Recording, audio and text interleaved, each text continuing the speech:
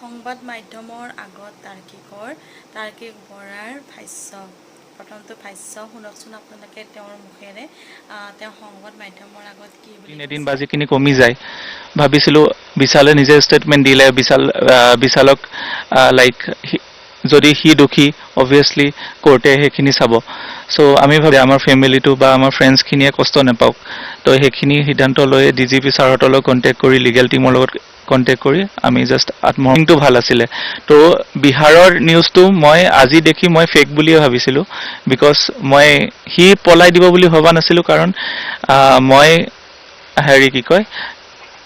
সি চাগে পেনিকে কৰিলে চাগে সেইটো চিটুৱেশ্যনত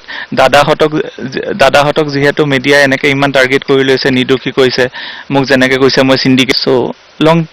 লং টাৰ্ম ৰিলেশ্যনশ্বিপ হয় একচুৱেলি বিতৰ্কিত বিষয় সেইটো কাৰণে হৈছোঁ বিকজ আমি দুইটাই যেতিয়াৰ পৰা লগ পাইছোঁ দুটাই ইটোৰ কামত বিজি থাকোঁ তাই নিজৰ এটা লাইন আছে যিহেতু তাই অভিনেত্ৰী হয় চ' শ্বুটিঙত বিজি থাকে বা এনেকৈ হয় আৰু মোৰ নিজৰ এটা লাইন আছে যিহেতু মোৰ মানে গোটেই মানুহৰ লাইফত কেতিয়াও নঘটে 1%ৰ মানুহৰ লগতে ঘটে যেনেকৈ আমাৰ লগত এইটো ঘটিছে চ' এইটো চিটুৱেশ্যন যদি আমি কোপ আপ বা ভালকৈ হেণ্ডেল কৰিব পাৰোঁ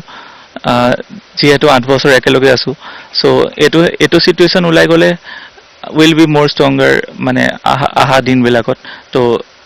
ভালকৈ ইটো বুজিব পাৰিম চ' সেই